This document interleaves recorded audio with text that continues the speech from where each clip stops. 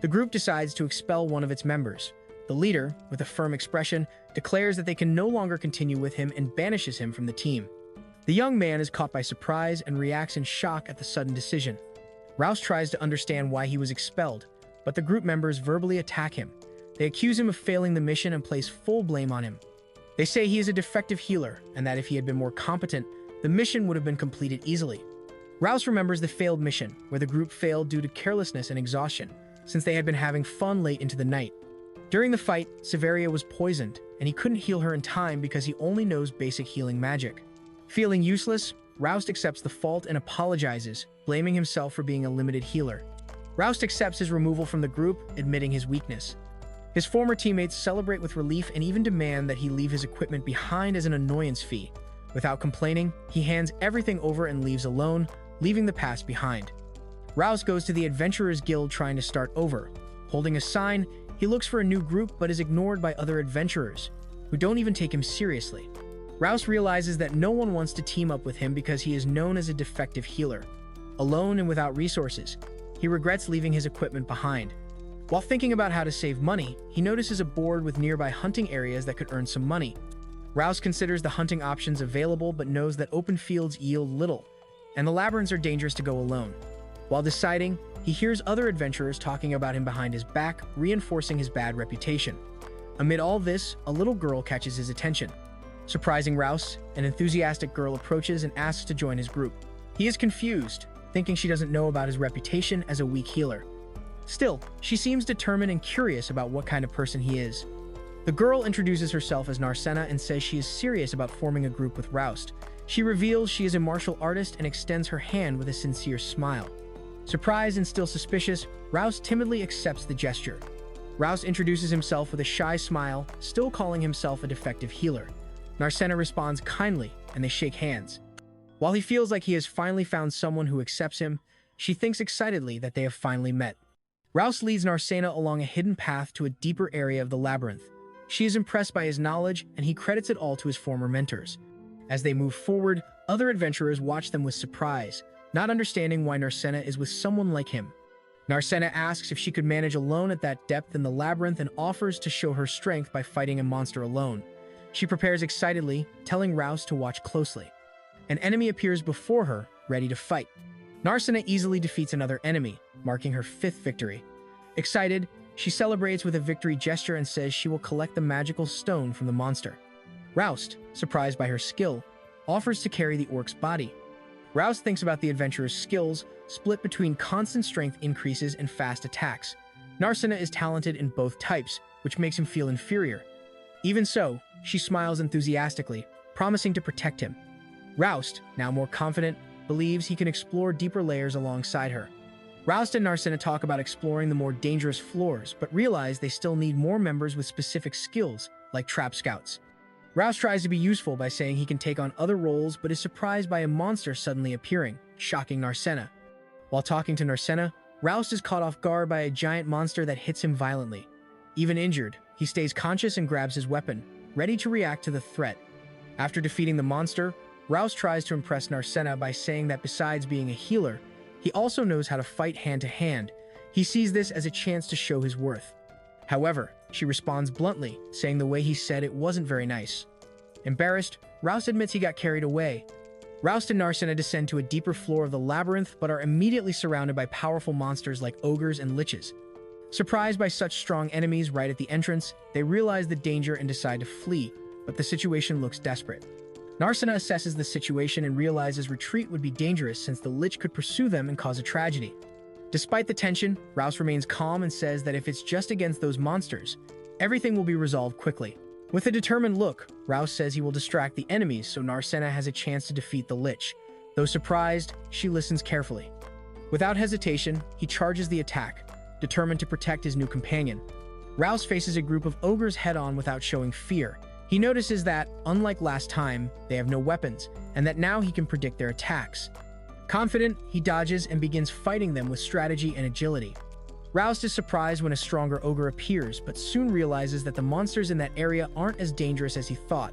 Confident, he faces the enemies surrounding him. Sure, he can handle them all. Rouse dodges the ogre's attacks with agility, staying calm during the fight. With a confident smile, he says he can keep fighting for hours if that's all the enemies have. He shows complete control of the situation. One ogre tries to hit Rouse with a powerful blow, but he predicts the attack and dodges precisely. With a confident smile, he faces the enemy up close and says it's a pity, showing full control of the fight. Rouse lands a direct punch on one ogre, knocking it down forcefully. The other monsters retreat scared, while the lich watches the scene carefully. The battle intensifies, and the enemies begin to hesitate before Rouse's unexpected strength.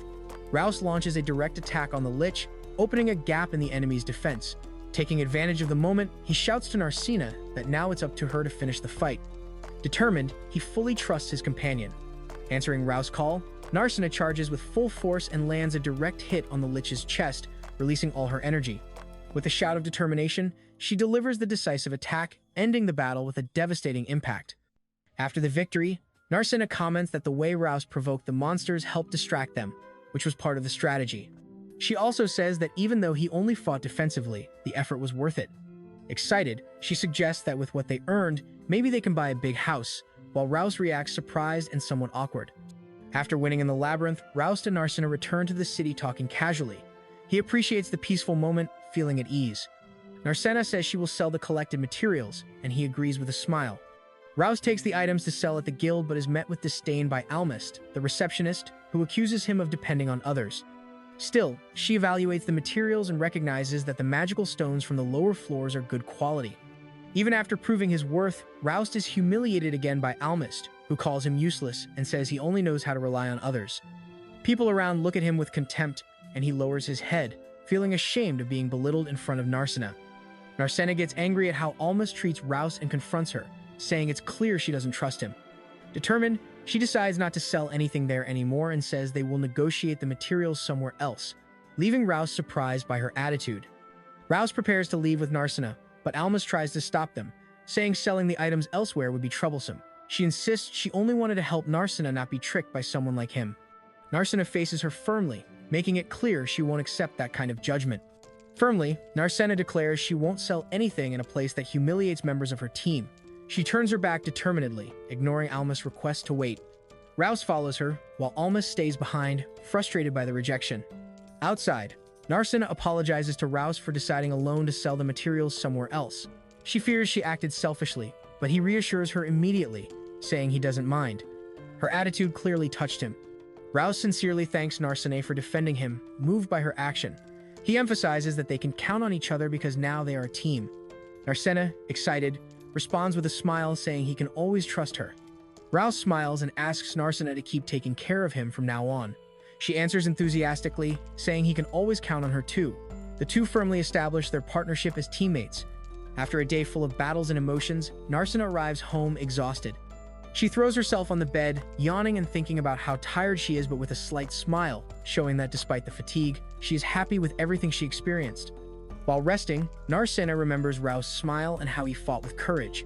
Touched by the memory, she realizes that that day he really showed he was strong, much more than people around imagine. Narcina recalls the moment she saw Rouse face an enemy head-on to protect her. It was the first time someone stood in danger for her, something that deeply marked her heart. Narcina remembers the day she met Rouse. Even though he could only use healing magic, he fought with all his might to protect her. Seeing his determination, she firmly decided to follow by his side. Narcina recalls that after being saved by Roust, she promised to become strong enough to protect him one day. She trained hard, determined to support him after his expulsion from the old group. When they finally became adventurers together, she was surprised to see how strong and reliable he already was. Lying down and thoughtful, Narcina thinks about how skilled and strong Roust is. She doesn't understand how someone like him was expelled from the previous group. In her view, with that strength, he could easily join even a hero's group. While they rest, Roust's former teammates comment that he will not come back. One of them barely remembers the expulsion because he was drunk at the time. Another admits that Roust had talent but thought he would be useless because he only knew how to heal. Now, recognizing their mistake, they are already trying to find a new healer to replace him. The group that expelled Roust recruits a new healer named Layla. The leader worries about her weak equipment, but she confidently says she won't stay close enough to get hit. This causes surprise since they expected a more active support presence on the front line. Roust's old group tries to move forward with the new healer, Layla. They belittle Roust, saying he only knew how to run and barely attacked. Meanwhile, Layla shows interest in the group's fame and is well received, even though she doesn't care much about teamwork. The old group of Rouse encounters the hydra they had failed to defeat before. They believe they now have a chance because the creature is still weakened and its severed heads haven't regenerated. With renewed confidence, they decide to attack again, unaware that they are underestimating the situation. The group begins the attack on the hydra, believing the creature is weak. However, one of the hydra's eyes opens, revealing that it has awakened. Still, the leader remains confident and orders the advance, thinking the battle will be easy. During the fight, Layla stops using area healing magic, which irritates the leader. Even under pressure, she explains she has little magic left and asks them to focus on stopping the hydra. The group begins to question her usefulness. During the hydra attack, the leader attempts a decisive strike with his sword but is surprised by an attack from the creature. Even injured, he continues fighting with determination, but the impact visibly shakes him. The group begins to despair as they realize they are being defeated by the hydra, even though they believed it would be an easy mission after Rouse's departure. The leader is furious, unable to understand how they can be losing without the dead weight. One member tries to summon the spirit's power to protect the group, calling for help amid the desperation. However, before finishing her spell, she is brutally struck by the hydra, showing the situation is completely out of control. The group panics after losing an ally and running out of potions. With no options left, the leader orders a retreat. One member, tired from wearing heavy armor, decides to abandon the battle and leaves the responsibility to the others, fleeing and leaving his companions behind. Even though upset with the situation, a girl decides not to abandon her wounded companion. Despite the disadvantage, she carries her in her arms and flees as fast as she can, determined not to leave her behind. Layla manages to escape with Armia wounded in her arms. Even exhausted, she decides to use a powerful potion called Panacea to save the girl, ignoring the risk of side effects. The group leader opposes this, worried about the next day, but Layla rebels, making it clear that her companion's life comes first. Reluctantly, the leader agrees to carry Armia after being pressured. Layla mentions that Rouse was able to cure poisons with simple magic, something he refuses to believe. Irritated and frustrated with the situation, he blames bad luck for the day's failure. A group of heavily armed men invades the place and starts attacking violently. One of the characters, even injured, tries to react with a knife but is quickly overpowered and executed with a shot to the head.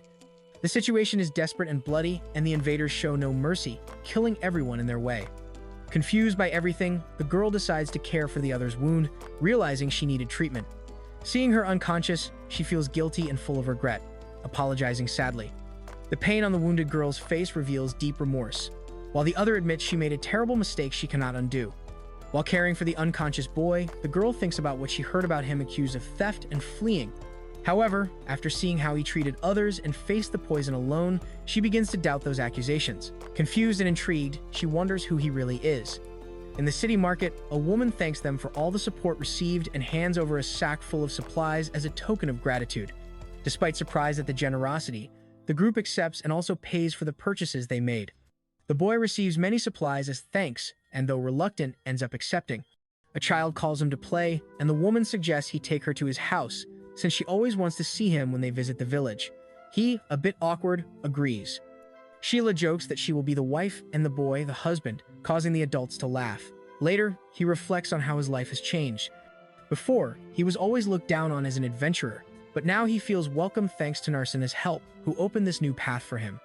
A woman questions another for showing jealousy of Sheila, a little girl. The answer comes honestly. She remembers that at Sheila's age, she also fell in love with someone older. This makes the girl blush and get excited, believing she is in a romance with the boy.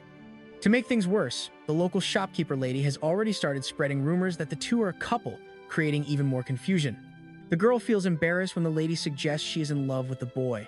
Even denying it, she admits he is always kind to her.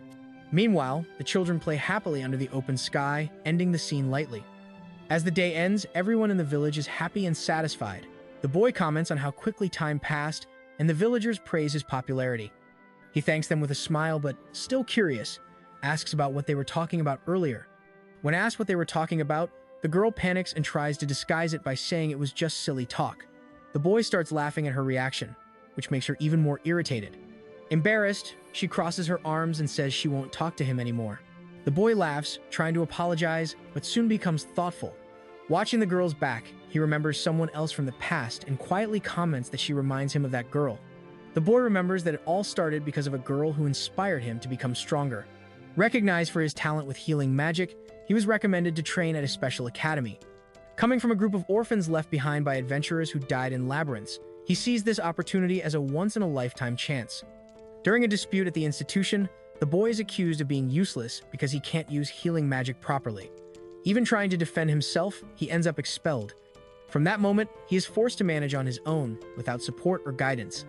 Even treated as useless, the boy didn't give up. He studied alone in the guild's library and learned hand-to-hand combat. With effort, he tried to be accepted among adventurers. One day, he is surprised by an unexpected invitation. A group without a healer calls him to form a temporary team. The boy enters the labyrinth with a group of rookies who actually plan to use him as bait. As they advance, he notices the environment getting darker. Suddenly, he is pushed and falls right on top of a hobgoblin, revealing the trap. The group reveals their true intentions, using the boy as bait to distract the hobgoblins. While he begs not to be left behind, the others mock him and flee. The monsters, as expected, ignore the strong ones and focus on the weakest him. With no choice, the boy finds himself cornered, about to be attacked. The boy hears one group member confess that the plan was to use him as bait from the start, so everyone would be killed by a goblin and they could escape with the treasure. He couldn't save them and ended up escaping alone. Suddenly, a new scream catches his attention. A girl is in danger in front of a goblin, freezing him, shocked by the scene. Even confused and full of mixed feelings after being betrayed, the boy acts on impulse when seeing the girl in danger. Driven by a strong desire to save her, he shouts and attacks the goblin with everything he has, leaving fear and doubt aside in that decisive moment. After the battle, the boy wakes up in an unknown room. The girl he saved greets him with a smile and thanks him emotionally, saying he was amazing and helped her a lot. Even shy, he tries to minimize his action, but she insists. To her, he really was very kind. The boy opens up about everything he went through: the betrayal, the feeling of uselessness, and the failure to protect others. He hopes the girl thinks it's all silly, but instead, she begins to cry, calling everything that happened to him cruel. Surprised and unsure how to react, he tries to comfort the girl, clearly moved by her reaction. The little girl wipes her tears, smiles, and says he is strong, going against all the bad things he believes about himself. Firmly, she promises that when she grows up, she will join his group as an adventurer and always protect him, making it clear he will never have to worry again. For the first time since becoming an adventurer, the boy felt recognized by someone. The girl who encouraged him belonged to an influential noble family called Anilestra, a group that normally would never allow involvement with adventurers. Still, that girl's words touched him deeply and saved him in a moment of weakness. He concludes that she reminds him a lot of another noble girl he met in the past. The boy casually comments on how Narsena is different from the noble girl he met, even mentioning the hair color. Hearing this, Narsena panics, blushes deeply, and begins to tremble, confused and embarrassed. Not understanding the reason for her reaction, he tries to approach, but she screams, desperately asking him not to look at her. The next morning, the girl takes the protagonist to meet a strong and trustworthy friend, hoping she will also get close to him. She mentions that, even without joining the group, maybe they could all live together someday. Meanwhile, he looks surprised by the idea. During the conversation, the boy demonstrates a technique that impresses everyone. He reveals that, despite being a healer, he also learned basic offensive magic to defend himself. The revelation surprises them since it's uncommon for a healer to master that type of spell. Curious about who taught offensive magic to the protagonist, the others comment and try to imagine what that teacher would be like. He answers vaguely, saying maybe they will meet her someday. Upon arriving at a new place, a woman appears and, seeing them, reacts with surprise and familiarity, revealing she knows the boy well. Surprised, the boy immediately recognizes the woman in the room, his former master, an elite adventurer who trained him when he was still a child. She appears confident, making it clear she has an important past with him. The reunion between the boy and his master starts with mutual teasing. She calls him a foolish student, sighing in frustration. Meanwhile, he tries to understand how Narsena also knows the master, finding it all an absurd coincidence. The woman sighs again, and he asks if she has a headache, receiving a sarcastic reply blaming him for it. The master teases Narsena by saying she seems to act like the boy's girlfriend. Narsena panics, screams in denial, and tries to desperately deny it. The woman just smiles, amused, saying now everything makes sense. While Narsena feels embarrassed, the master enjoys the situation, finding everything more and more interesting. The boy tries to lighten the mood, saying he just wanted to talk to her after so long. However, the master changes her tone, making it clear she knows Narsena's past well and what she is hiding. He decides to leave them alone to talk, saying he only accompanied her as a guard. The boy says goodbye and leaves the room, leaving Narsena and the master alone. Narsena calls him with a trembling voice but cannot stop him. The master watches her reaction seriously, completely changing her earlier playful tone, ready to get straight to the point. As the boy tries to leave, the master surprises him with a quick strike, easily throwing him to the floor. Everyone is shocked by the speed of the move, and he looks at her scared, realizing she is still extremely powerful and wasn't joking. After the sudden strike, the boy understands the master wanted to test something. He gets up and says he changed his mind, asking to stay alone and talk with Narcena. Inside, Narcena questions if he really was the master's student, as his current way of acting doesn't match what she described. Narcena confronts the master, saying she claimed the boy only knew how to use healing magic and was barely useful in combat. The master confirms that years ago, that was true, he was weak and inexperienced. But over time, he changed completely, reaching a level she didn't expect, even able to dodge her attacks. The master asks Narcena to describe how the boy fights, since now they are part of the same group. While serving tea, she admits that in the past she didn't believe he could become a true adventurer. But after hearing Narcena's report, she begins to understand how he evolved and changes her view of him. The master states that the boy now has strength comparable to that of veteran adventurers. Narcena, surprised, hears that he faced a high-level monster alone, maintaining both defense and attack at the same time, something extremely difficult. The master emphasizes that focusing only on defense in combat leads to defeat and reminds Narcena how she herself once experienced that. Narcena recalls a tough fight where they were pressured by enemies. Even so, the boy kept everything under control alone. The master confirms that this achievement is rare and extremely difficult, and says that she herself would have trouble beating him if they fought one day. Her words impress Narcena, who finally understands how skilled he has become. The master admits that she would never lose to her student if she didn't leave openings, teasing him during training. But Narcena, still bothered, asks why, then she said he had no talent. Clearly affected by the contradiction, she wants to understand the real reason behind that statement. The master explains that, in the past, the boy showed no talent as a healer, so she decided to teach him offensive magic. Even then, he was inferior to other adventurers, and she believed he would never overcome his weaknesses. But now, seeing how much he has evolved, she admits she was wrong. The master recognizes that the boy may not have been born with natural talent, but stresses that he has come very far through effort and intelligence. She admits that despite his limitations, he has become someone admirable and worthy of respect. Narcena remembers the promise she made as a child, to join his group and protect him. But now, facing reality, she realizes that it was always him protecting her. With clenched fists and a frustrated expression, she admits to herself that she never managed to take care of him as she promised. The master states that the boy's progress is also due to Narcena, but she denies it, saying he was already strong before they joined the same group. Still, the master insists that he has changed, becoming calmer, stronger, and even seeming like a different person when he's with her, showing that Narcena's influence has had a real impact. The master reveals that, although she has scolded the boy many times, he always showed a desire to have someone by his side. Hearing this, Narcena starts crying, moved to realize that even if only a little, she managed to help him. When asked about the tears, she answers with a smile. She is just happy. The master comforts Narcena, saying it's okay.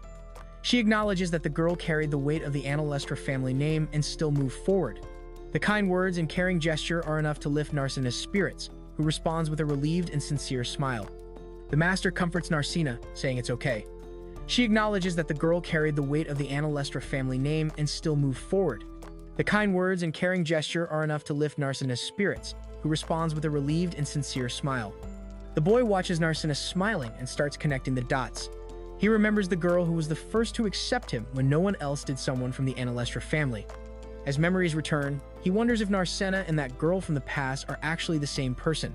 The boy feels deeply moved and thanks the woman for her words. Embarrassed by the situation, he runs away so no one sees him like that, asking her not to tell his sister. She only advises him to wash his face before moving on to the next destination. The girl reflects on how hard it is to deal with certain people and decides she won't pretend or force herself to act differently anymore. While walking down the corridor, she thinks that meeting that person was so important it made everything worthwhile. Soon after, she concludes it's time to talk to her brother again and suggests they all live together in one house for the group. The girl is approached by her brother and other group members while walking hurriedly. They ask to talk for a bit, but she politely declines, saying she's busy. Still, the brother insists, asking her to wait just a moment longer. The adventurer group tries to convince the girl to join their team, saying they've done that before with other members and she would be an important addition. They call her Wolf of Calamity, recalling her past and her fame for defeating generals and frightening rookies. Despite the compliments, she remains silent until coldly asking, "So what if I can reach the lowest floor?" The guy from the group provokes the girl, saying she wouldn't be able to do what her brother did, even though she's talented. He claims her brother only got that far by luck and was invited by chance to a strong group, but was discarded later. According to him, her brother has survived so far because talented people like her are still around. The guy taunts that everyone there thinks they're strong, but none have reached the deeper dungeon floors. He gets aggressive and orders the others to surround the girl, preventing her escape. Even so, she loudly reminds them that fights are forbidden inside the city. The girl defends herself from the attack and lands a precise blow on the guy with full force. She loudly reminds them that what they did to her brother was much worse than that, making clear the reason for her anger. The girl watches the enemy fallen on the ground and says that's all there was to it. But right after, another man appears and uses a magic called Tree Spirit. She realizes she's in a narrow alley and thinks fast, knowing she won't escape in time. The girl decides to charge straight at the enemies, surprising them all. The men are startled and confused by her attitude, not understanding what's happening. She runs firmly, determined to act before they can react.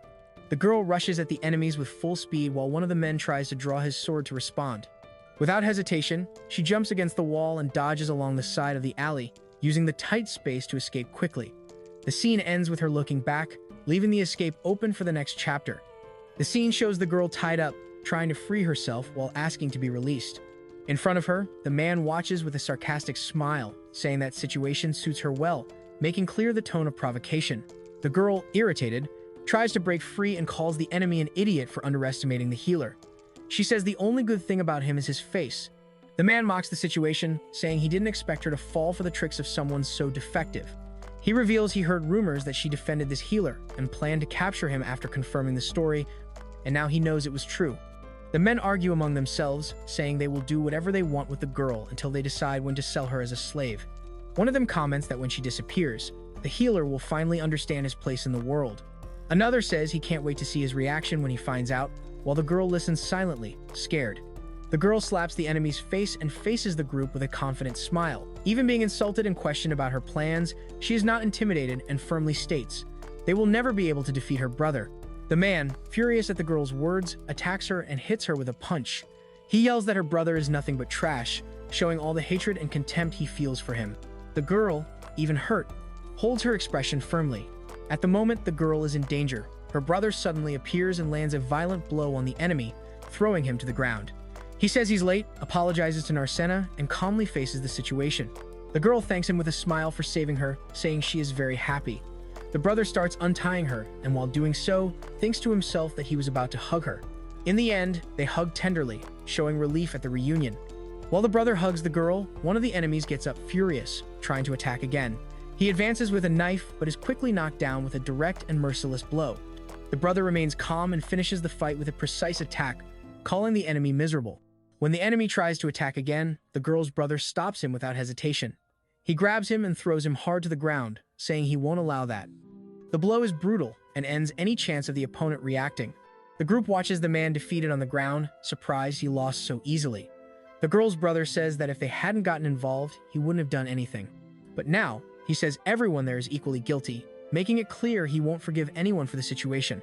The girl's brother knocks down another enemy with a quick and direct attack. The others try to flee desperately, screaming in fear. In the end, he faces the last one left and says calmly and threateningly that now only he's left. The last enemy tries to use a magic called Earth Spirit, but before finishing, the girl appears from behind and hits him with a quick strike.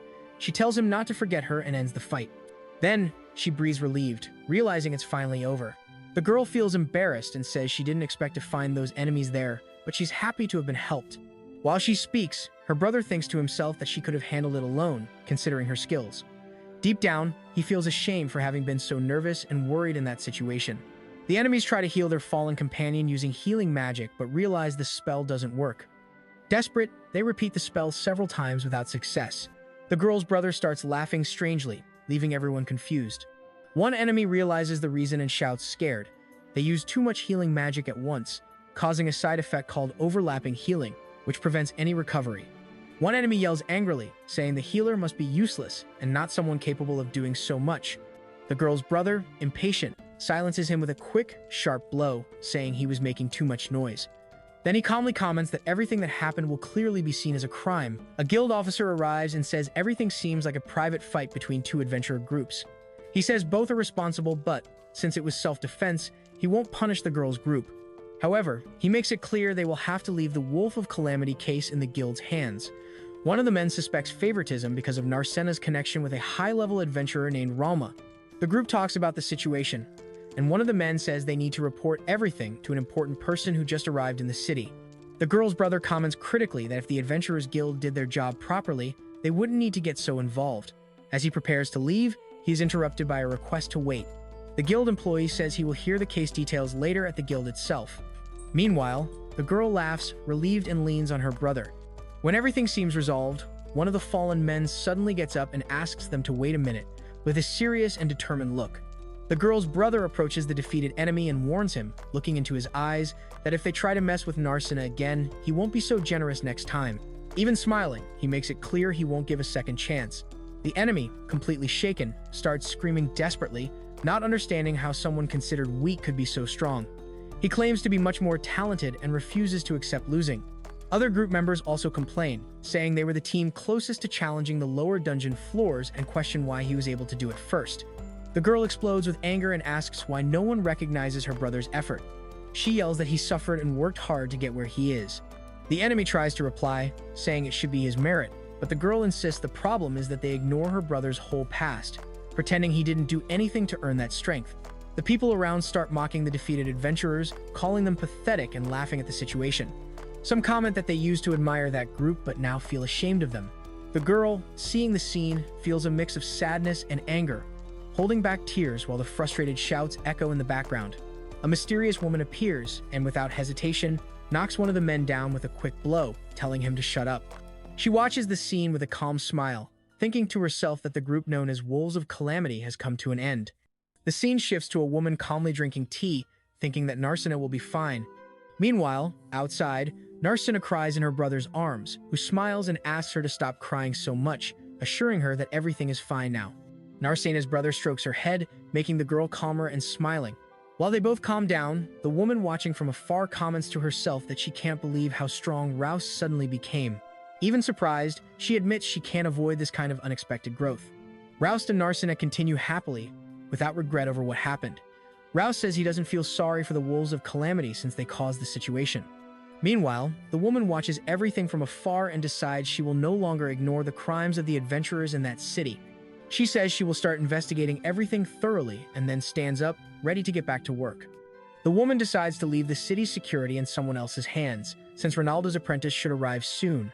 However, she feels the guild is hiding something and realizes she needs to find out the truth soon. She looks over the city, thinking that the mystery is just beginning. In a remote field, some adventurers work the land but complain that no matter how hard they try, they will never earn as much as exploring the labyrinth. Then, a scene shows what happened in the lower floors, a desperate group screaming for help. A woman asks if they are still locked at home after that, wondering if their spirits were broken by the trauma. One of the girls says she will try to convince the group to hunt in the labyrinth again the next day, but another doesn't believe they will agree so easily. Suddenly, a man arrives, irritated, complaining about the delay and saying she should have shown up earlier. The girl finds the situation strange and asks who he thinks he is to speak to her that way, since he shouldn't even be the leader. The man says he hired a new skilled warrior for the group and announces, with a forced, nervous smile, that everyone will descend to the dungeon's lower floor right then. He tries to sound confident, but the mood is tense. Rouse is surprised when an old acquaintance calls him, asking what he's doing there. Suddenly, the man extends his hand and makes an unexpected request. He wants Rouse to return to the old group called Lightning Sword. The story goes back a few days, showing a group preparing to descend directly to the dungeon's lowest floor. One member looks worried, not understanding the hurry and thinking it risky to go so deep right away. Still, the leader activates the portal and starts the transfer, determined to move forward. The group realizes too late they descended too deep into the dungeon and are about to face the floor's boss. One girl tries to warn them to turn back, but the leader tells her to shut up. Meanwhile, another character watches from afar, thinking they have no idea of the danger of the man waiting below. The group completes the magical transfer and arrives on a much deeper floor than expected. One girl notices this and, frightened, asks how far they've gone. The leader ignores her concerns, pulls her by the arm, and tells her to just keep moving forward, forcing the group to continue. When the girl tries to warn the group they shouldn't be there, a monstrous roar interrupts her. A gigantic, fierce bird appears before them, revealing itself as the floor's boss. The group freezes as the creature manifests with a deafening scream. The group realizes the monster before them is a phoenix, just as Almas had predicted. Even facing danger, the leader is confident, saying they are strong enough to win even without Roust. One girl tries to convince herself that with the new warrior on the team, they can win, but deep down she knows there's no chance against that creature. The group begins to panic facing the Phoenix. The leader despairs, realizing the new warrior has disappeared. The Phoenix launches an attack, and Armia rushes to protect the others. Meanwhile, she blames herself for always acting the same way, calling herself foolish for repeating the mistake of trusting too much. When all seem lost, a warrior in black armor appears before the group. Armia immediately recognizes him, surprised by his presence there. The man calmly positions himself and tells them not to worry, assuring that now he will handle the situation. The warrior faces the Phoenix head-on and confidently taunts the creature to come at him. The Phoenix charges with a fierce cry, but he remains calm, wielding his black sword. Then, he prepares to attack, showing he's ready to face the threat without hesitation. The black armored warrior positions himself and, with a firm move, raises his shield to protect the girls behind him. The Phoenix advances at high speed, but he keeps a sharp, prepared gaze, waiting for the right moment to react to the attack. The group tries to cheer up, believing they can defeat the Phoenix, but Armia notices the situation is critical. She sees the armored warrior is more focused on defense than attack, which prevents them from getting close to the creature. The Phoenix forces everyone to retreat, and Armia realizes they are reaching their limit. Still, one companion tries to call her to fight alongside, but she yells for them not to come close, showing her concern over the risk. The armored warrior calmly says he's already bought enough time. While holding off the Phoenix, a teleportation portal activates behind him, surprising the group. They realize he was just distracting the enemy to open the escape route. Even surrounded by the monster, the warrior stays calm, allowing everyone to flee. The warrior faces the Phoenix closely and, with a mocking smile, tells it not to be sad, promising that next time he will kill it for real. The Phoenix, furious and confused, retreats and moves away, while the sky outside remains calm. The group returns safely to the city, but instead of thanking, the members start complaining.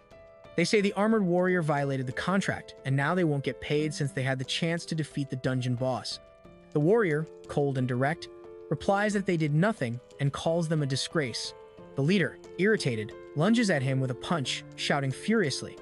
The group leader tries to attack the armored warrior but is easily knocked down and pinned to the ground. Coldly, the warrior announces he is revoking the leader's first-class adventurer title, making clear he will no longer allow him to be recognized that way. The group leader is shocked and starts yelling, saying adventurers can't fight each other. He tries to defend himself, claiming he was attacked without reason. A woman appears asking what's going on, and another adventurer hurries to say the armored warrior suddenly attacked Margulis, trying to put all the blame on him. The armored warrior reveals he is an adventurer who answers directly to the guild headquarters in the royal capital. The group tries to object, saying this is the dungeon city and the rules are different. They accuse the warrior of wanting to leave the group just because he's someone important from the capital and claim that being in that city, he can't just abandon the team. The armored warrior ignores the explanations and says he never heard of that rule about not being able to leave the group. He cuts off any defense attempts, saying he doesn't want to hear excuses. With authority, he officially declares he was assigned by the Royal Guild to investigate the Dungeon City's adventurers. Therefore, he revokes the first-class adventurer titles of the Lightning Sword group from that moment on. The Lightning Sword group reacts in shock after losing their first-class adventurer titles. The armored warrior, Sirius, says he can't believe how rotten that city is, clearly showing his contempt for local corruption. The armored warrior begins listing the fines the group leader will have to pay: for forcing the group to face the dungeon boss, for preventing the healer's exit from the team, and for using the return artifact. The leader, desperate, shouts that he can't pay for that. When the situation seems unbearable, Armia interrupts, saying that's enough, while Rouse watches surprised. Armia bows and apologizes, saying they will pay whatever is needed. Meanwhile, the group leader flees in panic. The armored warrior calls after him but quickly changes focus, telling Armia that the dungeon city is dangerous and she should go to the capital guild. Suddenly, he calls her by name, Zieg, and asks why she's dressed like that, revealing he already knew her before.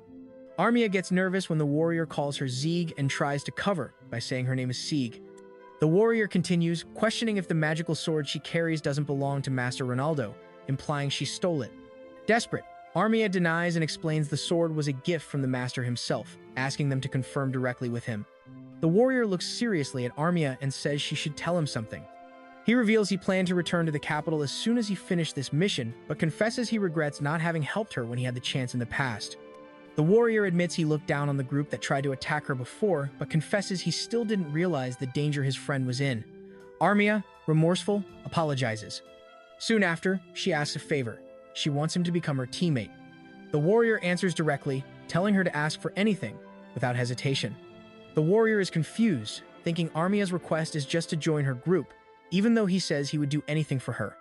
Armia gets frustrated, thinking how many love confessions she rejected in life just for this moment to happen this way. Still, she confirms she wants that, saying she will accompany him on the Phoenix hunt no matter what. Armia, whose real name is Layla, asks if he's really willing to take care of her again, apologizing timidly. The warrior smiles and says she will be a great help. Layla blushes at the straightforward answer, finding it sincere and straightforward. Soon after, the warrior mentions he wants to invite a mage to the group too, showing he's already thinking about the new team's formation. Meanwhile, Margulis is alone in a tavern, completely discouraged and not understanding how he ended up in that situation. He thinks about how he was once a first-class adventurer and wonders if he should invite Rouse back to the group, trying to imagine a way out of his failure. Even after thinking about calling Rouse back, Margulis changes his mind. He and the group start planning an attack against Rouse, calling him a defective healer. They acknowledge he defeated the Wolf of Calamity, but still decide to gather more people to attack him the next day. Margulis states that even though Rouse is strong, they will find a way to keep him seen only as a weak healer. Margulis gets an idea and stands up excitedly, scaring the person next to him. He says he found a way to make Rouse return to the Lightning Sword group. Even after everything that happened, he remains obsessed with trying to bring him back, but with hidden motives. Margulis and another group member go to Rouse and suddenly throw themselves on the ground, apologizing. They say they are truly sorry for everything they did, trying to show humility. Rouse watches surprised, not understanding why they are acting so exaggeratedly. Margulis and the girl continue their speech, saying they didn't realize how much Rouse worked for the group before. They admit they are ashamed for coming there, but explain that now he is a target of other adventurers for defeating the Wolf of Calamity. Margulis then suggests Rouse return to the Lightning Sword group, saying that way they could protect him. Rouse thanks them but refuses the proposal to return to the group. He says he now has someone he can trust and that because of that, he will be fine alone. Margulis and the others are surprised and don't understand the answer immediately. Rouse listens to the nasty comments about his new partner, saying she is taking advantage of him and even mocking her appearance. He stays silent for a moment but soon makes it clear he never considered the Sword of Lightning group as enemies. Rouse faces his former companions and speaks firmly, making it clear that his only partner now is Narcena. He says that if anyone tries to go against her, the Sword of Lightning group will be destroyed by him personally, without hesitation. Rouse reinforces the decision, saying that if anyone tries to go against any member of his new team, he himself will destroy the Sword of Lightning. After that, he turns his back and walks away, but sincerely thanks them for still caring about him. Margulis stands still, thoughtful, watching Rouse leave. He feels that his former companion is different now. The girl beside him insists they must go after Rouse, since without him, the group won't become a first-class team. Meanwhile, hidden and watching everything, Narcena believes that after the conflict with the Calamity group, Rouse began thinking about her more affectionately. Margulis still thinks of some excuse to approach Rouse in the future, but Narcena cuts him off, saying there won't be a next time. Suddenly, she lands a punch right to his stomach, making Margulis fall to his knees. The other girl in the group watches the scene, recognizing Narcena as the girl from Rouse's team and realizing the situation is getting worse. Narcena grabs the girl by the collar, saying she'll let it go this time, since her brother managed to solve everything. But she makes it clear that if they try to use Oni-san again, it won't end well. The girl, desperate, says she understands. Narcena then sends a direct message, to make sure the other guy understands this too. Rouse meets Narcena again and says he's relieved she's okay.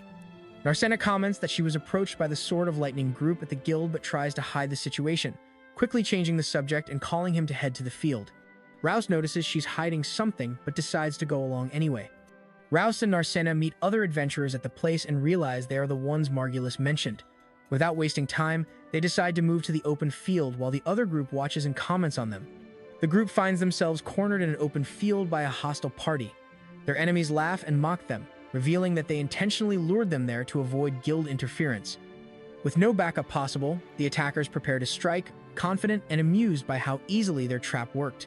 The protagonist stays calm in the face of the enemy's provocation and reveals that he was the one who purposely lured them there.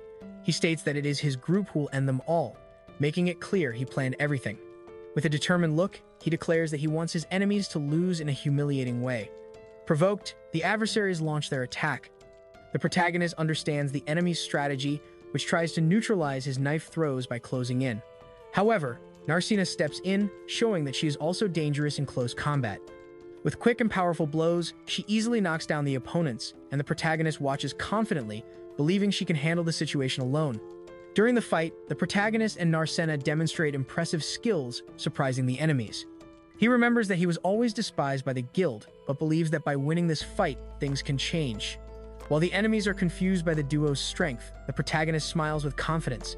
Narcina defeats another enemy with a direct punch, while the protagonist acknowledges that he wouldn't have come this far without her. Suddenly, he feels something strange and becomes alert. One of the enemies notices something unusual coming from the forest, pointing to a shadowy figure appearing among the trees. A terrifying monster emerges from the forest, a mutant hydra. The characters are shocked, as monsters shouldn't be able to pass through the transport portal. The protagonist recognizes the creature as the same hydra he faced before, but now even stronger for having absorbed magical energy after losing heads, becoming a much greater threat. The group panics at the mutant hydra's speed. The protagonist is surprised by how fast the transformation happened, something that shouldn't occur so quickly. He realizes that even if they all joined forces, they wouldn't be able to win. The only hope that comes to his mind is Narcina. The protagonist asks Narcina to flee alone, insisting that she must get out of there. She hesitates, worried about what will happen to him. Even so, he insists firmly. But Narcina refuses to leave him, saying she will only run if he goes with her. The protagonist decides to face the Hydra alone and asks Narcina to return to the city and warn everyone about the danger. He says he can only count on her to protect the people. Even knowing that his words are unfair, he believes this is the only way to ensure her safety. Narcina, moved, hesitates at the decision. While the protagonist insists that Narcina run and warn the guild, she hesitates seeing the chaos around. Even with warnings that it's too dangerous, she declares that she will fight alongside her brother. He begs her to go, but Narcina remains firm in her decision. Narcina smiles confidently and says that, alongside her brother, they cannot lose. Her words awaken a strong memory in the protagonist, something dark from the past that comes back forcefully. He is overwhelmed by a familiar and intense feeling as he holds Narcina firmly. The protagonist remembers when he tried to save Narcina from goblins when she was little but failed miserably. Overcome by guilt and insecurity, he sees himself as useless, unable to protect those he loves. With heavy and hopeless thoughts, he believes she will die because of his own failure and that he is also doomed. But even amidst the pain, he tries to convince himself she will be fine. Surprising the protagonist, Narcina places herself in front to protect him, saying she will take care of the rest. With a confident smile, she declares that with him by her side, there's no way to lose, especially against enemies like goblins. Her words fill the protagonist with astonishment and emotion. Even wounded and exhausted, the protagonist struggles to stand. Determined, he begins to cast healing magic to help Narcina, extending his hand toward her. Despite the visible pain, he gathers strength to keep fighting by her side. With a cry of determination, the protagonist attacks one of the enemies with full force. Seeing the Hydra in the distance, he is surprised by his own feat and admits he doesn't even know how he managed it, overwhelmed by adrenaline and emotion in the moment. The protagonist recognizes that defeating the goblin horde was a miracle, something unlikely to happen again, especially with the injuries he carries. But looking at Narcina, he feels he can perform another miracle as long as she is by his side. Humbly and hopefully, he asks her to fight with him, fearing judgment, but Narcina looks at him with tenderness. With confidence and a determined smile, Narcina states that she and her Oni-san have no reason to fear a creature like that Hydra. The protagonist smiles back, inspired by her courage. Together, ready for battle, they prepare to face the challenge without hesitation.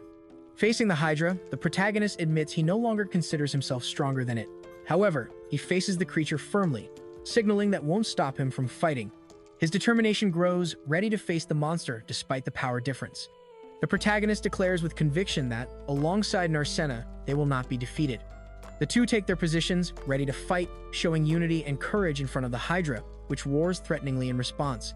Using magical detection, the protagonist notices the Hydra is focused on him. Instead of retreating, he faces the situation with a confident smile, saying it's fine to be the target as if already prepared for direct confrontation. The protagonist watches the Hydra carefully and notices that despite the mutation, the creature's behavior patterns remain the same. Concentrated and sweating with tension, he analyzes every move of the beast and confidently states he can handle it. As the protagonist prepares confidently, he is surprised by a sudden attack from the Hydra. Narcina shouts worriedly, seeing him hit violently while the creature's tail throws him with force far away. Even realizing the Hydra's patterns haven't changed, the protagonist notices it is now much faster and stronger. He tries to react to the sudden attack, but the enemy's speed pressures him, forcing him to fight defensively at the last second. With the protagonist in trouble, Narsena runs to distract the Hydra and save the situation. She shouts for the Hydra to look at her, trying to draw its attention with a direct attack. Determined, she stands in front of the creature, ready to face it head-on. The Hydra completely ignores Narsena's attacks, possibly remembering the pain she caused before. The protagonist notices this and tries to act, but realizes that if the fight continues like this, they won't have a chance to win. Even admitting they can't beat the Hydra the way they are now, the protagonist faces the situation firmly and says they will have to become stronger then. Despite knowing pushing beyond limits is not easy, he believes now he is capable of doing it. Narsena reaffirms her confidence in her brother, saying together they cannot lose. Inspired by her words, the protagonist activates his detection magic at maximum power, ready to analyze every detail of the Hydra and find a real chance to win. The protagonist activates body-strengthening magic, making his body radiate energy. He recognizes that maintaining this state won't be easy for long, but is willing to endure the wear to fight with everything he has. Even with the Hydra advancing threateningly, the protagonist stays calm. He holds his necklace firmly, convinced that despite the difficulty, they can still win. With a confident smile, he faces the challenge head-on. The protagonist attacks the Hydra with everything he has, aiming precisely as the creature advances. He knows this is the decisive chance and, with a steady gaze, prepares to deliver the final blow, determined to end the fight right there. At the crucial moment, the Hydra focuses its attention on the protagonist and charges with speed. He is hit violently by the creature's tail, being thrown far away under Narsena's desperate gaze. Surrounded by the Hydra, Narsena realizes the creature wants to attack her first to emotionally shake her brother. Still, she stands firm and declares with courage she is not afraid, showing she won't back down from the threat. Narsena remembers the moment her brother saved her life in the past, believing he can perform miracles. With renewed faith, she prepares to fight alongside him once again, determined to face the danger together. With confidence in her eyes, Narsena declares they will make another miracle happen together. Knowing the Hydra underestimates her, she decides to use that against it and goes on the attack, ready to open a crucial breach in the monster's defense. Narsena prepares, runs, and draws the Hydra's attention with quick and decisive moves. When the creature lunges at her, she sees the exact moment she waited for and thinks, now, ready to execute her plan.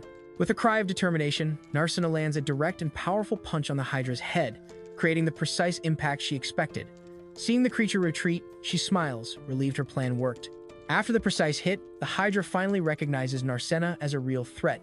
Even surprised by this, it reveals in thought that its true goal was only to buy time, making clear something bigger is about to happen. With the Hydra now distracted and vulnerable, the protagonist appears ready to act. He thanks Narsena for holding the enemy and, with determination in his eyes, says he will take care of the rest alone. The protagonist advances with everything, facing the Hydra head-on. With firm posture, focused gaze, and sword in hand, he prepares to deliver the decisive blow against the creature. When trying to attack, the protagonist feels something strange in his body and is startled. The Hydra screams in fury as a black liquid begins to flow from its body, indicating something abnormal is happening inside it. The protagonist realizes he accidentally hit the Hydra's magic stone, responsible for its life energy. Relieved, he admits he was lucky but reinforces his determination. Alongside Narsena, he will not only become stronger together, they will become the strongest. With the Hydra defeated, the protagonist declares it will serve as the base for what is to come. Holding his sword firmly, he watches the blood dripping on the ground and, with a sigh of relief, acknowledges the battle is finally over. With the fight finished, the protagonist runs to Narsena, worried. She falls, sitting down, exhausted, and apologizes. Without saying anything, he extends his hand to her, showing that everything is okay and recognizing the effort she made. The protagonist carries Narsena in his arms, saying she needs to rest. Surprised and embarrassed, she reacts with a mix of shock and shyness but soon accepts, realizing his care after all they went through. While being carried, Narsena recognizes how tired she is but also notices how much she trusts her Oni-san. In silence, she snuggles into his chest, finding peace and safety after the battle. He watches her tenderly, relieved she is okay. With a gentle smile, the boy thanks Narsena for everything. She, exhausted, rests peacefully in his arms. Together, they leave silently, leaving behind the traces of the battle and heading toward the next destination. While another warrior watches from afar, surprised by the battle's outcome, he wonders how the two are doing. Seeing Rouse standing, carrying Narsena, he realizes the one who was once underestimated has now proven to be the strongest. As Rouse walks carrying Narsena, a group watches shocked. One of the men reveals that not even all of them together could have defeated the Hydra, yet the duo managed it alone. Surprised and ashamed, they realize how powerful Roust and Narcena really are. Armia finds Sarveria and guesses he was thinking about Roust. The atmosphere becomes tense as Roust's presence and solitary victory continue to echo among those who rejected him. Sarveria blames himself for having kicked Roust out of the group, but Armia reminds him that Roust will not return to the old team. Sarveria reacts angrily, implying Armia thinks she is better than them because she didn't hurt him as much. The regret and tension between them grow. Armia, with a sad smile, questions how Sarveria can speak that way. She reveals she also let herself be influenced by the group's main members and, even knowing Roust suffered at their hands for years, was happy to be invited to join the team. This shows her regret for not doing anything earlier. Finally, Armia takes a firm stance. After reflecting on her cowardice in ignoring Roust's suffering, she declares she will no longer look away. With determination, she asks to be followed, indicating she is ready to fix her mistakes and face the consequences head-on. Armia leads the group to a beginner's armor shop, explaining she had to sell her equipment to help pay a fine and needs something new. But one of the former companions reacts arrogantly, belittling the place and saying it is not worthy of them. Armia confronts the arrogance of her companion, saying that the group Sword of Lightning is no longer a first-class team. She reminds them they have less money than many adventurers and that, at this moment, they can't afford to pick stores out of pride. Armia shows a large amount of coins, surprising the others. When asked about the origin of the money, she reveals that she received it from Layla and her friend, as a reward for being asked to join their group. This makes the former companion suspicious, thinking she might be trying to buy her way out of the group. Armia, with a sincere smile, responds that she refused Layla's offer. She admits she was flattered, but reveals she has always admired how the two companions fought together, showing that her decision was based on respect and loyalty to her current group. Armia proposes that they use the money to restart and get equipment, but also to fix past mistakes by gradually returning everything they unfairly took from Roust. She believes there is still time to make peace and that if they do, they can truly change. Upon hearing Armia's proposal for redemption, the leader rebels. Furious, he throws the coins on the ground and pushes her hard. Ignoring everything said, he arrogantly insists that they are still a first-class team, refusing to accept the reality of the group's downfall. The group leader, sunk in his own arrogance and desperation, suggests selling Armia as a slave to get money and regain the group's status. Even recognizing it's a shameful proposal, he remains focused only on keeping the first-class title. Meanwhile, a woman overhears this absurd request and, outraged, says there is no hope left for this group, shocked by their cruelty.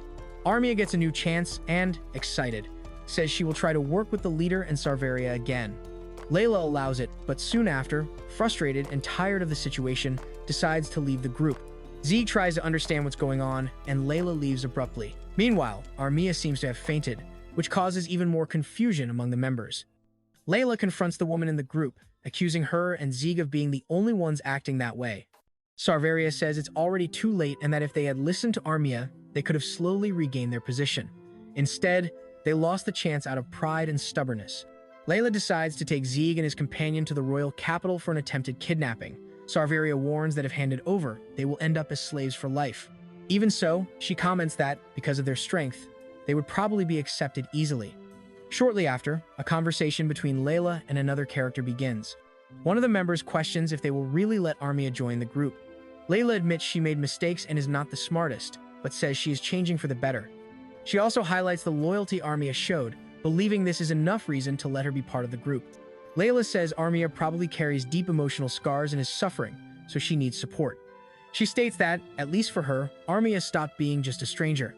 Layla's companion acknowledges it's typical of her to act kindly and comments that even Zeke is worried. Finally, she watches the situation with slight contempt, calling everyone sentimental and clumsy. The boy appears bowing publicly, shouting that he is sorry and asking for forgiveness. Then, he panics and starts begging for his life, attracting the attention of those around. Days after defeating the Hydra, Roust became respected among adventurers. Many began apologizing to him, and several groups invited him to join.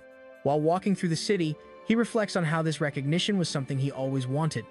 Roust meets a hooded girl who was waiting for him. He apologizes for being late, and she says it's okay. While talking, Roust comments that being famous isn't fun, but she reminds him that the previous day was enjoyable. Then, she invites him to accept a new mission together.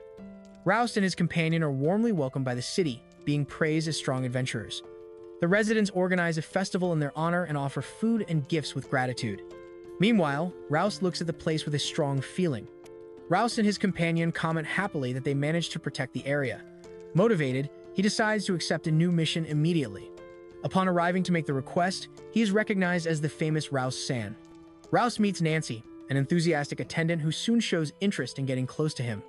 She says she wants to be his friend and, straightforwardly, asks him to become her exclusive adventurer, leaving his companion visibly annoyed. Nancy tries to seduce Rouse with promises of exclusive support and advantages to make him a master, making him uncomfortable. His companion, irritated by Nancy's sudden attitude, confronts her and pulls him away, clearly bothered by the situation. The girl angrily confronts Nancy, saying Rouse is only there to take a mission, not to accept personal proposals. The tension rises between the two as Rouse, noticing the mood, decides to intervene, making it clear he won't accept being Nancy's exclusive adventurer. The long-haired knight firmly declares that Rouse and the girl are now part of his group. This surprises everyone, especially the blonde woman, who reacts confused and doesn't understand what she just heard. The group notices something that surprises them. The guild advisor appears, shocked to recognize the person before her. Rouse is also surprised and calls her guild advisor-san, indicating she is an important or unexpected figure there. The knight explains that guild advisors are all top-level adventurers who pass rigorous exams and are extremely capable. This makes him question why someone like that would be interested in them. Then, he faces the advisor and makes it clear that if she makes Rouse her exclusive adventurer, it would hinder his own plans, suggesting he has bigger plans in mind. The knight stares firmly at the advisor and asks if she has a problem with his decision. Startled, she steps back and denies it, saying it was not her intention and she has no objections. Then, he calls Rouse and the girl to leave, ending the matter with authority. The group walks through the city when the knight asks the others to accompany him. He then stops and formally apologizes to Rouse and the girl for the confusion caused by his sudden arrival. Both accept the apology, somewhat surprised by his attitude. Rouse thanks him for the help, but the knight says it's not necessary, as he considers it natural for one apprentice to help another. Rouse is confused by this, and then another woman recognizes the knight as Zieg, one of the master's apprentices. Zieg responds kindly, and Rouse understands he probably heard about him through Master Ralma, coming to the Labyrinth City with him. Rouse asks why Zieg and his master are in the Labyrinth City. Zieg replies it's complicated but says he wants to help somehow. Surprised, Rouse asks if he can make a request, and both quickly get excited, offering help in whatever is needed. Zieg reveals he wants to form a temporary group with Rouse and the girl. He explains he is trying to kill a phoenix and will need their help for that. Rouse comments that, like the hydra, facing the phoenix will be extremely difficult. Zieg confirms it is the newest magical beast to emerge but reveals that, luckily, it has not yet mutated. He explains these creatures usually take a few months to change after emerging. The group discusses that although the phoenix hasn't mutated yet, there are exceptions and it's risky to let it evolve. Even if they are at a disadvantage, they decided to face it before that happens. In the end, both agree to form a temporary group with Zieg and say they are glad to have him by their side. Before starting the planning, Zieg reveals the mage in his group is not well, but before he can continue, someone appears running and shouts his name, saying they finally found him. A girl suddenly appears and offers to help defeat the phoenix. The others are surprised to recognize her as the mage from the former Sword of Lightning group. When the protagonist recognizes the girl as Armia, she reacts startled, shouts "no," and runs off without explanation, leaving everyone confused. Zieg explains the mage in his group is Armia and that he didn't want to scare anyone. He reveals that, like the protagonist, she was also abandoned by the Sword of Lightning and hasn't yet overcome the trauma. Zieg recognizes the mistakes made by Armia and the Sword of Lightning, but still asks the protagonist for help because of Armia. Despite the surprise, he agrees, and Narcina also agrees, trusting her brother's decision. The protagonist thanks Narcina for the help, emphasizing they all belong to the same group. Then he asks Zieg to tell the whole story, even without knowing if they can help, and Zieg agrees to start the report. Zieg reveals that Armia tried to convince Margulis and the others to redeem themselves with the group, but instead, they tried to sell her. The news shocks everyone, who considers the attitude unforgivable. The protagonist acknowledges it's not right to ask this, but argues they can't abandon Armia now that she's an ally. As compensation, he offers the entire reward for defeating the Phoenix and makes clear he doesn't expect unconditional forgiveness from them. The protagonist states there's no reason to worry about the reward as it's a group decision. He believes if Armia recovers, it will be much easier to defeat the Phoenix. Seeing this, Zieg bows and sincerely appeals for help. The protagonist says the situation isn't so simple. He believes his own acceptance won't make a difference, as Armia needs to face this alone. According to him, her obsession with redemption is the only thing keeping her steady. After the conversation, Zieg decides to end the topic for now and says they will discuss the magical beast later. Then, the protagonist asks permission to go talk to Armia, showing concern for her. Armia runs desperately, not understanding why she fled. She reveals she's mentally shaken, full of doubts, and feeling worthless, believing she only deserves to exist if it's to fix her mistakes with Roust. Armia moves away crying, believing no one should be by her side. Consumed by guilt, she wonders why all this is happening, until someone reaches her and says, "I finally found you." Narcina appears before Armia and confronts her. She accuses her of trying to use Roust and warns her to stop, making clear they will no longer accept being dragged by Armia's despair. Armia explodes, shouting in anger and pain, asking what Narcina knows about her. But Narcina stays calm and replies that, even without understanding her feelings, she knows Armia is wrong. She says what Armia needs now is to stop living trapped in the past and guilt. Narcina reveals that Zieg was willing to give the entire reward for defeating the Phoenix just so Armia could apologize to Roust. Armia is surprised, not understanding why they would do that for someone like her, reflecting on how much she was accepted even without deserving it. Armia realizes that, even lost in guilt, there were people trying to support her. She finally understands it was all because they were her friends. Touched by the kindness of Narcina and the others, she cries, recognizing herself as fragile and thanks emotionally, "Thank you, Narcina, San, thank you." Armia, determined and with eyes full of will, promises Narcina she will repay everything she and Roust have done for her. Even without being able to do it now, she decides to apologize to Zieg, thank him sincerely, and with that, asks to join the group in the battle against the Phoenix. Armia runs with a renewed smile, sincerely grateful for being accepted into the group. For the first time, she feels she belongs somewhere, ready to move forward with hope and strength. Armia joins the group with a sincere apology, handing something to Roust while bowing before him. Despite nervousness, she is welcomed by Layla and Narcina, who introduce themselves cordially.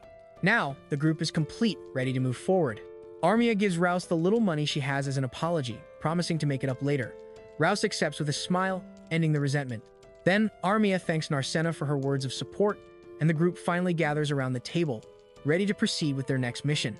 The group begins planning the battle against the Phoenix. They highlight that the first step is to destroy its flame armor, because with it active, melee attacks are impossible. However, since the Phoenix also detects magic easily, ranged attacks will also be difficult to execute. The group continues discussing the strategy against the Phoenix. Armia offers to remove the flame armor using her magic without enchantment, so as not to be detected. Roust says he will be able to face the Phoenix as soon as the armor is destroyed. Still worried about the Phoenix's indiscriminate attacks, they recognize they need time to accumulate magic, but trust they will handle the situation. Roust offers to serve as bait and lure the Phoenix, surprising the others. His attitude is met with admiration, being called someone capable. Confident, he declares that with everyone united, they will certainly defeat the Phoenix. The group believes the battle against the Phoenix will be easier than expected, but Roust reminds them they still need to stay on guard. They decide to prepare and go get supplies, confident in the good cooperation with Zieg's group. Layla sincerely thanks them for helping Armia recover. She reveals that Zieg is also very grateful, although he hasn't said it directly in front of Armia. The boy says he did nothing, but Layla denies that, thanking him for giving Armia a chance to redeem herself. She apologizes for what Armia did and acknowledges that even if he has moved on, the past still exists and should not be ignored. Layla says they will carry the guilt for Armia's actions, and that it is the group's responsibility to take the consequences for accepting her into the team. She then sincerely thanks both of them for everything. Layla apologizes for not being able to help Armia as they should have, acknowledging that without their help, she would have collapsed. The other girl says she is happy to have been there for Armia. They exchange apologies and thanks, while the mood in the group lightens. Layla promises to return the favor by helping in the fight against the Phoenix. Meanwhile, the group is impressed by her posture and beauty. Armia comments that adventurers like her are rare, and the others joke that their master is so unusual she doesn't even seem human. A desperate adventurer finds Roust, begging for his life and apologizing for treating him badly in the past. He believes the rumors that Roust has been killing adventurers he dislikes in the Labyrinth. Roust denies any intention of killing him, but admits he has heard these rumors. While the rumor that Roust kills adventurers scares those present, one of the girls defends him, saying he would never do that. Roust then proposes a deal. If they bring materials from the Labyrinth at the request of the townspeople, he will do nothing against them and will even pay them for the work. The adventurers accept Roust's request, seeing it as a way to save their lives. Meanwhile, others comment that guild material prices are rising so much they can barely produce weapons or equipment. There is growing suspicion that the guild wants to get rid of them. Roust suspects the guild's intentions after hearing about the high material prices and the adventurers' desperation. Despite this, he decides to focus on the next day's mission and suggests going shopping to prepare. The day of the battle against the Phoenix arrives. Roust and Armia show up earlier than expected, finding Layla, Zieg, and another girl already ready for the mission. Roust and Armia arrive and apologize for being late, but the others say they also arrived too early. Layla then asks curiously if Roust really plans to fight using that sword on his back. Roust explains his strategy to cause damage even against the flame armor. Layla worries because he is a healer, but Zieg reveals he also trained with Ronaldo and is his learning partner. Armia supports by saying she also knows how to use the same technique. Zieg then leads the group, starting the mission. Roust watches attentively as a high-speed object hits the ground, activating a large magic circle. He begins to approach, curious and cautious about what is about to happen. The group encounters the enemy. A huge flaming bird appears roaring before them. Roust, without hesitation, decides to lure the creature to himself, offering as bait to clear the way for the group's plan. Ronaldo faces the flaming bird's attack head-on, which throws a fireball toward him. Confident and cold, he faces the enemy and deflects the attack with a powerful strike of his sword, opening the path for the group's counterattack. Ronaldo draws the flaming bird's attention, which clearly recognizes him from a previous confrontation. This diverts the creature's focus, going against the initial plan. Roust, realizing he should be the target, decides to act fast. He orders Narcina, and the two charge together, turning the tide. With the enemy focused on Narcina, Roust sees the opening. He takes the lead in the attack. Noticing the bird considers her strike more dangerous than is an advantage he decides to use without hesitation. As expected, Roust lands a precise strike at the exact moment the enemy lowers its guard. Taking advantage of the distraction caused by Narcina, he attacks with full force, surprising the flaming bird with his direct charge. During the battle against the flaming bird, Roust manages to resist the intense heat thanks to magical tools he had prepared. Even in danger, he maintains confidence and taunts the enemy with a smile, thanking it for underestimating him. Roust positions himself as bait to attract the bird's attack, staying calm and confident. While the enemy charges straight at him, the group watches as everything goes according to plan. With the right moment approaching, one of the allies prepares to act. Roust runs at full speed trying to fulfill his role in the plan, but is hit in the shoulder by a precise attack. The pain makes him fall to the ground, clearly injured and unable to keep up with the battle's pace. Even injured, Roust refuses to dodge the next attack, afraid of putting his allies in danger. He faces the projectile head-on, aware it will require much more energy than he expected but determined to protect the group. While an area healing spell activates to aid the group, Roust continues facing the beast. At this moment, an ally warns that her offensive magic is ready and asks him to retreat. The enemy senses something strange, and the mage begins releasing her power.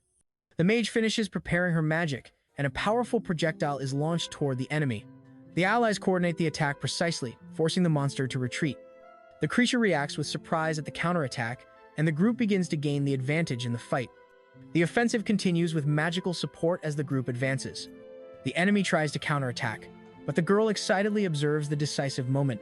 Roust stands up and prepares to finish the blow with his sword, aiming directly at the target. The girl invokes the water spirit's blessing, releasing a powerful magical burst. A huge jet falls forcefully on the battlefield, impacting the enemy directly and strengthening the group's combined attack. The water attack hits the flaming creature squarely, covering its body completely and neutralizing its flames. Roust watches surprised, while the ally says the creature will no longer be able to launch fireballs. After the combat, the characters comment that the enemy was harder than expected, even worse than the hydra they faced before. Although the fight lasted little, the enemy's strength made it feel like an eternity. Now, with everything resolved, they agree that prolonging the battle would have been unnecessary cruelty. When they thought the fight was over, the group is surprised to see the creature re-emerge inside a whirlwind of flames, roaring even more fiercely. The group watches, shocked, as the creature wrapped in flames begins transforming into something even more threatening. One of them recognizes the beast is mutating, putting everyone on alert for what is coming next. The girl runs determined to stop the creature amid its fierce advance. Even facing danger, she stands firmly and faces the enemy directly, ready to block its attack with courage.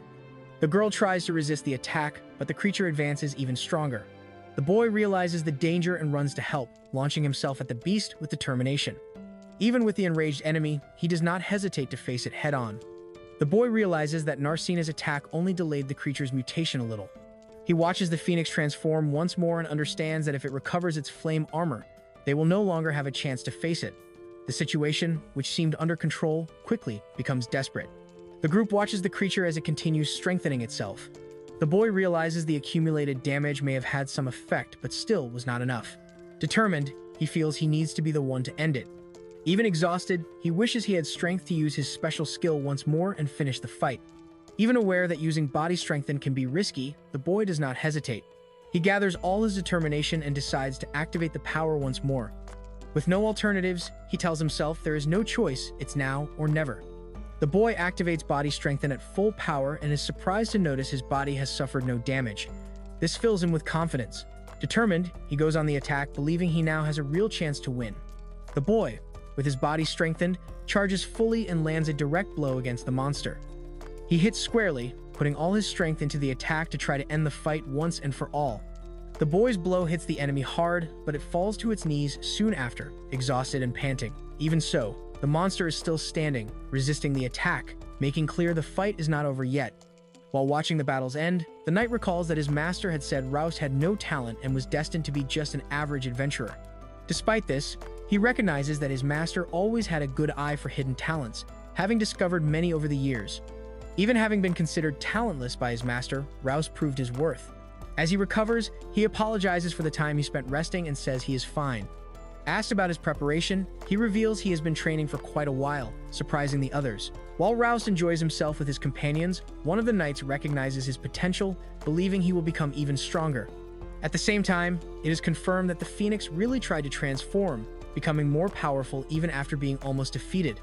The group discusses the abnormality of magical beasts that were transforming rapidly. One of the knights has already informed the capital about what happened. Rouse comments that his master will return soon to the Labyrinth city, and when that happens, he will have work ahead. Rouse activates the body reinforcement again and notices he has finally surpassed his own limits. He notices he feels no pain and that his body suffered almost no damage, recognizing he has reached a new level of mastery of the technique. Rouse reflects on how he managed to use body reinforcement even though it is a technique that wears down the body combined with healing magic. Before, that seemed his limit, but now he believes he can surpass those limits and become even stronger. At that moment, someone appears and confronts him, saying they finally found him. Rouse is confronted by a hostile group accusing him of being an imposter who took advantage of the guild advisor's team. Called a defective bastard and cheater, he listens to the accusations but responds calmly, saying it's all a misunderstanding. The hostile group decides to attack Roust, believing that if they don't kill him, the guild will treat it as a private duel. Calm, Roust analyzes the opponent's 2 warriors, 1 mage, 1 martial artist, and 1 healer and sees the confrontation as a good chance to test his strength. During the battle, Roust is hit several times by the enemies but remains firm. Meanwhile, a woman watches and reflects on recent encounters with mutant magical beasts, which she previously thought were just unlucky coincidences. Roust defeats his opponents easily, leaving the healer for last as an extra challenge. In the end, he realizes it was pointless, as the fight was not even difficult. Instead of an obstacle, the enemies ended up serving as a boost for his growth. After defeating the group, Rouse orders them to take care of the wounded. The attackers, confused and injured, realize they were tricked by the guild advisors. Meanwhile, Rouse continues on his way, being greeted by someone who calls him Ni-chan, indicating familiarity. Rouse visits the city whenever he can, telling his adventure stories to the children, who wait for him eagerly. He begins the narrative, is forgiven for being late, and everyone resumes from where they left off, smiling and enjoying the moment. One of the children asks to learn how to use a sword, saying he wants to be strong not to become an adventurer, but to protect his family. Roust is surprised by the sincerity. Meanwhile, the other children play and have fun with the town's adults, creating a light and welcoming atmosphere. Roust agrees to teach the boy how to use a sword when he has free time, leaving the child excited. He says that if he's not around, other adventurers in town can help. The scene ends with a light and positive mood, with the children happily saying goodbye. Roust returns to town and is surprised by Narcina, who waits and greets him with a welcome back. She says she really needs to ask an important question, catching him off guard. Narcina proposes to Roust that they buy a shared house for the group. She tries to justify it by saying it would strengthen the bonds between them and help bring them closer, also mentioning they earned a lot of money from the last battle. Roust reacts lightly, supporting the idea of deepening their connection. Roust refuses the shared house idea, saying they're not ready yet and it's better to save the money for emergencies. Narcina visibly deflates, trying to hide it and agreeing reluctantly. Soon after, she leaves saying she's going to get some air, clearly upset with the answer. Narcina is left alone, discouraged, believing her attempt to convince Roust to share a house failed. She begins doubting herself, wondering if he hates her, and thinking maybe she's trying to prove the opposite in the wrong way. Feeling like a hopeless woman, she realizes she's ignoring someone who probably understands love better and decides to look for that person. Narcina finds Layla and runs to her, desperate for help. Layla notices her state and asks if she's in love. Without hesitation, Narcina grabs her hands tightly and says she really needs to ask some questions. Narcina confesses she was worried, thinking Oni-san might not like her anymore. Layla, with a calm smile, says she doesn't need to worry about that. The answer relieves Narcina, but leaves her still a bit embarrassed. Narcina feels relieved hearing Layla's words, thinking she has a lot of experience with love. But Layla, surprised, thinks it's a misunderstanding, since she's only been in love once with Zieg, her first love. Meanwhile, Narcina continues saying Oni-san wanted to separate the lodgings, which increased her doubts about his feelings. Narcina vents to Layla about the difficulty convincing Oni-san to accept buying a shared house. While reflecting on whether to take a bolder step, Layla tries to reassure her. Although she also thinks Faust overreacted, she considers asking Zieg for help later. The day is ending, and both are immersed in their own thoughts. Faust wakes up feeling bad after a sleepless night and notices Narcina is down. Even without fully understanding why, he notices she's been clearly depressed since she returned. He thinks about her change in behavior and starts realizing something more serious might be happening. Narcina suddenly appears in Faust's room wearing a nightgown, which leaves him completely stunned. With a relaxed smile, she asks if she can talk to him, while Faust, in shock, tries to understand what's going on. The situation clearly catches him off guard, both by how she entered and her appearance. Narcina approaches Faust saying she came just to see his face, which confuses and unsettles him even more. He suspects she might be drunk, but she insists she's not, saying she's not staggering or anything. Faust, not understanding the sudden change, since she was down before, asks her to sit down, trying to keep the situation under control. Faust, panting and worried about Narcina's impulsive behavior, goes to a jewelry store. Upon arrival, he is warmly received by Emily, the attendant, who recognizes him and jokes that he must be very in love to be checking on a jewelry order with such dedication. Rouse visits the jewelry store to check on the order he placed. The attendant explains the necklace isn't ready yet because her husband, the craftsman, is so excited to make something perfect for Rouse that he's still working on it with dedication. Despite the delay, Rouse calmly replies that it doesn't matter how long it takes, asking her to send his regards to her husband. Zieg finally finds Roust and says he has a question. Directly, he reveals it's about Narcina, surprising Roust. Roust gets nervous hearing Zieg wants to talk about Narcina. He starts thinking Zieg might be interested in her or even already with her, feeling confused and worried about where the conversation is heading. Zieg asks directly why Roust refused the idea of buying a shared house with Narcina, even after she asked. Roust is surprised to realize Zieg knows about the situation, and then discovers that Layla and Narcina met the day before and talked about it. Zieg reveals it was Layla who asked him to question Roust about the refusal of the shared house. Roust, surprised, understands Narcina's behavior the previous day. He asks that it not be told to her and explains he's not against the idea of living together, but just wants to do things in the right order. Roust reveals to Zieg he plans to confess to Narcina before thinking about buying a house for the two of them. He admits he still has doubts and fears making a mistake if they live together before that. So, he decided to wait until he's sure of his feelings. Rouse confesses that even though he thinks Narcina might forgive him if he takes the initiative now, he prefers not to risk hurting her. He makes clear he wants to protect her and make her happy, showing how important she is to him. Rouse admits he's still not ready to confess his feelings to Narcina. Even wanting to do it, he hesitates because he feels that if she accepts, he needs to be ready to handle everything that comes with it. He doesn't want to act irresponsibly. Rouse reveals he's planning to give Narcina a necklace as part of his confession, but the jewel isn't ready yet. He explains he wanted to offer something tangible along with his feelings, acknowledging he made her wait. His friend is surprised by how much he's already thought about it. Rouse expresses his sincere love for Narcina, saying he only wants to see her happy. He recognizes how much he owes her, values the trust he has in her, and wants to please her with all his strength.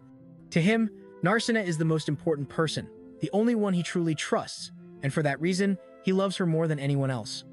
Rouse admits that even though it's embarrassing, he's willing to face it for Narcina. Zieg recognizes he's changed and says that's not a bad thing.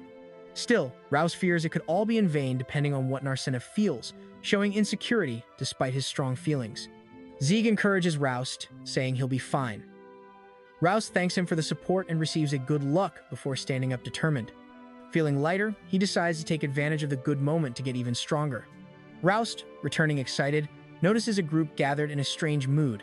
Approaching, he hears malicious comments and laughter.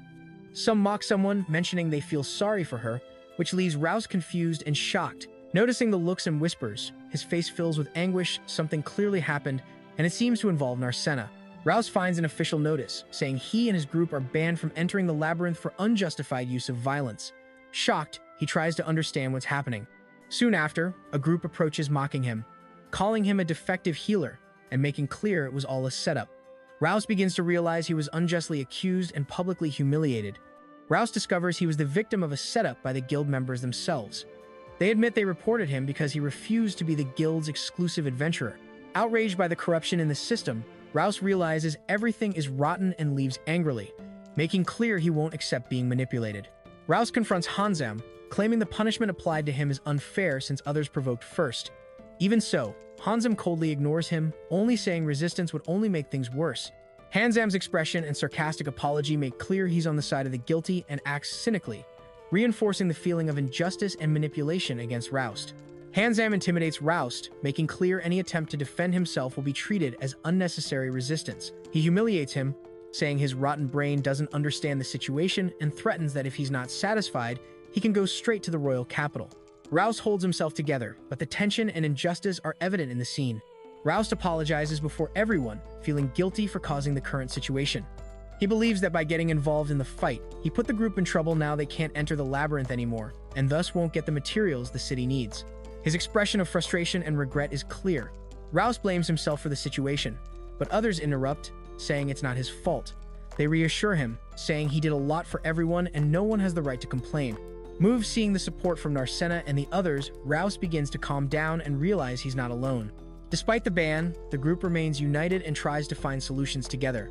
Everyone shows willingness to help, and Roust watches with concern, aware that without them, it will be hard to get materials from the Labyrinth's deeper levels. Despite the city's positive words, he feels the weight of responsibility. Roust explodes in frustration, punching the wall and wondering why everything happened right then. He feels powerless before the injustice and the city's critical situation, carrying the weight of consequences that affected everyone.